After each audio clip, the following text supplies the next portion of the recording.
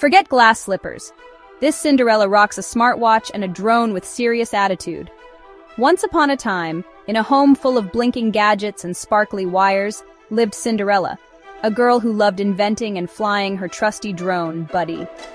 One morning, her stepmother handed her a basket and said, "Off to Grandma's, and don't be late." Cinderella set out, Buddy zooming ahead, lighting up the path with holographic signs. But deep in the woods, a sneaky WolfBot hacked the network, sending Cinderella the wrong way. WolfBot, disguised as a helpful guide, tried to trick her, but Cinderella's smartwatch beeped. "Alert! GPS spoofing!"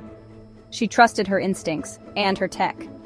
With a quick tap, Buddy spotted WolfBot's hidden panel and, zap, trapped him in a capture net. Soon, Cinderella arrived at Grandma's super smart house, safe and sound. Grandma cheered, "You didn't just follow the path, you made your own." And from that day, Cinderella knew gadgets are awesome, but nothing beats a sharp mind. Stay smart, stay brave.